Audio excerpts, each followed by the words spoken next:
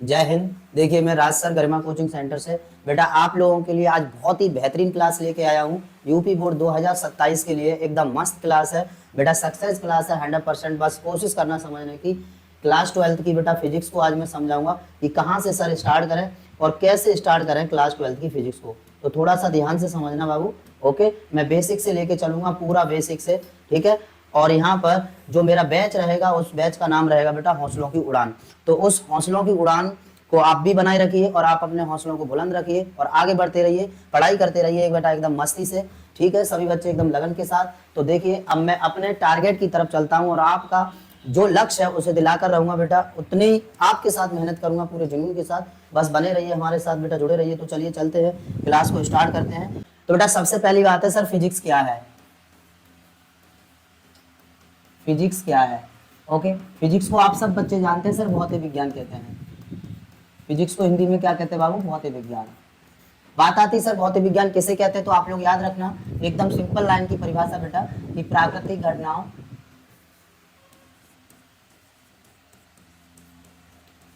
प्राकृतिक घटनाओं और उनके कारणों का, प्राकृतिक घटनाओं और उनके कारणों का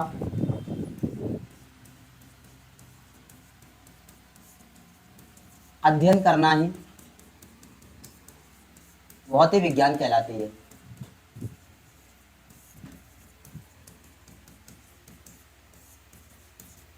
बेटा इतनी सी बात आपको समझ में आ गई होगी सर। विज्ञान की वह शाखा जिसके अंतर्गत प्राकृतिक घटना और उसके कारणों का अध्ययन किया जाता है, तो उसे हम क्या कहते हैं? भौतिक विज्ञान कहते हैं। ओके, चलिए अब हम ये भी समझ लेते हैं बेटा इसके पार्ट कितने होते हैं। तो बेटा एक्चुअल इसके दो भाग होते हैं। सबसे पहला क्लासिकल फिजिक्स,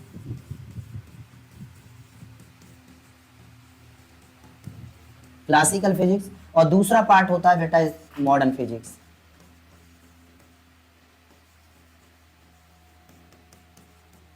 तो बने रहिए साथ में, जुड़े रहिए बेटा, एकदम बेसिक से स्टडी करा के लेके चल रहा हूँ आप लोगों की, और फिजिक्स को समझा के रहूंगा कि फिजिक्स आखिर में है क्या, फिजिक्स कैसे समझे, कैसे पढ़ें और ये कैसे तैयार हो। तो देखिए ध्यान से, क्लासिकल फिजिक्स को बेटा हिंदी में बोलते हैं बाबू चीर समेत भौतिकी।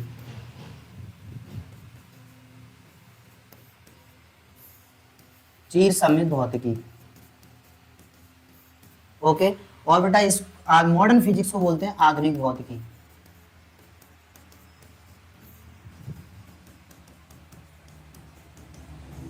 इतनी सी बात आप सब बच्चे समझ गए होंगे। बेटा आपसे पूछा जाता है कि फादर ऑफ फिजिक्स, तो आप याद रखना बेटा, अगर फिजिक्स के जनक की बात की जाती है तो फिजिक्स के जनक बेटा जी, फिजिक्स के जनक कौन थे? तो मैक्स प्लांक थे।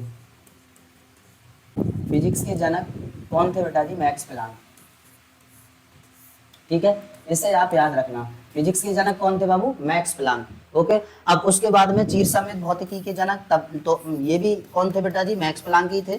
चीर समेत भौतिकी के जनक पूछता है कि फादर ऑफ क्लासिकल फिजिक्स, तो आपको जवाब दे देना है सर मैक्स प्लांक।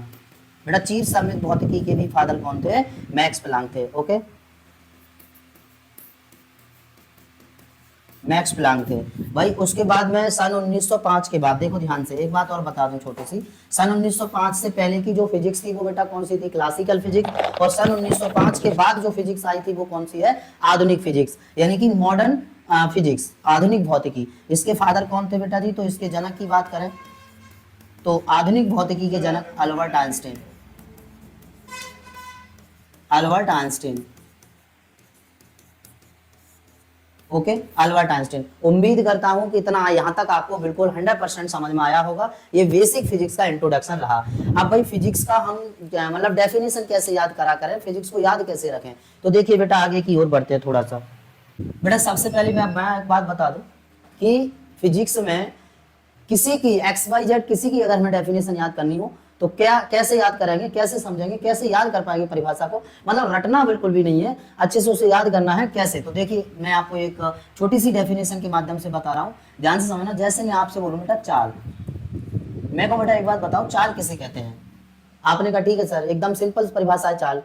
अब आप उस परिभाषा को रट के बोलेंगे तो हो सकता है अभी सही बोल दें, 2 दिन बाद भी सही बोल दें, 8 दिन बाद सही ना बोल पाए, क्योंकि रटी हुई चीज है। तो अगर ज्यादा टाइम हो जाता है तो रटी हुई चीज को ज्यादा दिन तक याद नहीं रख सकते हैं। अगर आप उसे रिकॉर्ड के साथ पढ़ेंगे, उसे समझ के पढ़ेंगे, उसे समझ के याद करेंगे, तो 100% मैं कॉन्फिडेंस से कह सकता हूं कि आपको लगभग अच्छे समय तक याद रहेगी। ओके, जैसे मैं आपसे कहूं बेटा चाल बराबर, मैं कहूं बाबू चाल बराबर क्या होता है, दूरी बट्टे समय।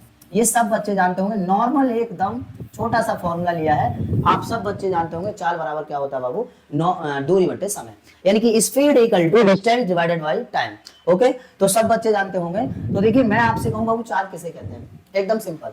तो चाल में आप माइंड में बिठा लीजिए, सर दूरी चलेंगे, कितने समय में चलेंगे, तब वो हमारी क्या होगी, चाल होगी। मतलब क्या हुआ, एक छोटी सी लाइन, सर एकांक समय में, ध्यान से सुनना माय ब्रदर, एकांक समय में, यहां से मैं को बेटा एकांक समय में चली गई दूरी को क्या कहेंगे, चाल कहेंगे। क्या यहां तक समझ में आया? अब मैं छोटी सी एक लाइन आपको लिख दूं बेटा, मैं कह रहा हूं बेटा एकांक समय में,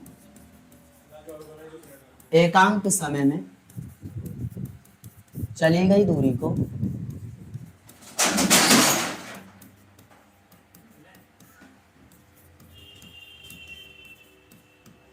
चाल कहते हैं।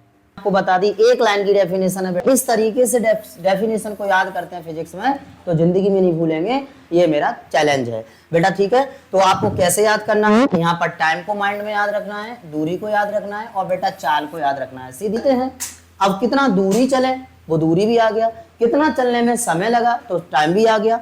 तो परिभाषा क्या कहती है, एकांक समय में चली गई दूरी को चाल कहते हैं। इतना मेरे ख्याल से आप सभी बच्चों को प्रॉपर अच्छी तरह से समझ में आ गया होगा, ठीक है। ये है हमारी चाल की डेफिनेशन। अब बात मैं देखिए अभी आपको ये बता रहा हूं कि फिजिक्स में कैसे याद करें, परिभाषाओं को कैसे याद करें, किस तरह से समझ के याद करें, ये सबसे बेटर समझाने की कोशिश कर रहा हूं बेटा। यानी कि कुछ बच्चे ऐसे होते हैं जो डेफिनेशंस को रटते हैं बेटा। कभी भी फिजिक्स सही चाहे XYZ कोई सी सब्जेक्ट सही, रटने से कभी भी मतलब क्लियर नहीं होती है, रटने से कभी भी परफेक्ट नहीं होती है। तो रटना नहीं है, एकदम समझना है, समझ के याद करना है। और उसी तरह मैं यहाँ पर लेके आया हूँ आप लोगों को समझाने के लिए। तो देखिए बेटा, जैसे मैं एक और डेफिनेशन आपको दूं छोटी सी, मैं कहूँ बेटा कि विद्युत धारा बताओ बाबू, विद्युत धारा किसे कहते हैं? आप कहेंगे बिल्कुल सर, विद्युत धारा बताओ। मैंने कहा बेटा विद्युत धारा की परिभाषा आप बताइए, तो आप एकदम बताएंगे, अच्छी बात है। अगर किसी बच्चे ने समझ के याद किया होगा तो वो तुरंत डेफिनेशन को बता सकता है और अच्छे से समझा सकता है। अगर उसने रटी हुई परिभाषा है, यानी कि उसने रट लिया है, तो रटने से हो सकता है भूल जाए या सही से टीचर को समझा ना पाए। ओके, तो आपको क्या करना है, विद्युत धारा बराबर क्या होता है बेटा, आवेश बट्टे समय। यानी कि सब बच्चे जानते होंगे सर I बराबर Q/T, सर I बराबर Q/T, सभी बच्चे जानते होंगे। I बराबर क्या होता है बेटा जी, Q/T। ओके, इसका मतलब क्या होता है, आवेश प्रवाह की दर को धारा कहते हैं। सब बच्चों को समझ में आ गया होगा परिभाषा बेटा, डेफिनेशन सब बच्चों को समझ में आ गई होगी। सर यहाँ पर सुनिए ध्यान से, आवेश दिख रहा है और यहाँ पर बेटा समय दिख रहा है, हमें बतानी है विद्युत धारा। तो सिंपल, आवेश प्रवाह की दर को समय जब अपॉन में आ गया तो समझ लीजिए वो दर के रूप में बदल जाता है। आवेश प्रवाह की दर को क्या कहते हैं बाबू, विद्युत धारा कहते हैं और इसे I से प्रदर्शित करते हैं और इसका मात्रक एम्पियर होता है। मेरे ख्याल से सब बच्चों को समझ में आ गया होगा कि सर विद्युत धारा की परिभाषा क्या होती है। ओके, तो इतनी सी बात क्लियर। मैं आप लोगों को समझाना ये चाहता हूं कि फिजिक्स या XYZ कोई भी सब्जेक्ट सही, उसमें बेटा जी हम डेफिनेशंस और मतलब और भी टॉपिक्स, डेरिवेशंस कैसे समझें, कैसे याद करें, कैसे अपने तैयार करें। तो जहां तक हो सकता है वहां तक बेटा ये जो आपको बीच में फॉर्मूला दिख रहा है, इस फॉर्मूले के माध्यम से, यानी कि मैं आपको बताऊं या तो इक्वेशन के माध्यम से, इक्वेशन मतलब समीकरण, या फिर बेटा फिगर के माध्यम से, फिगर मतलब चित्र।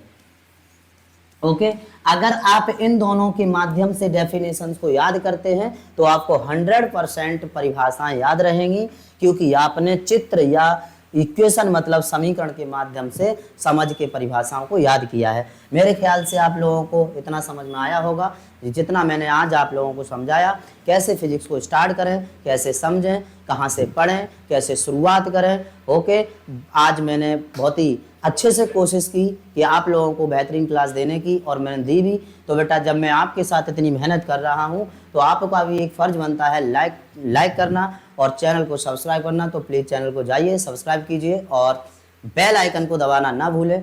ओके, धन्यवाद।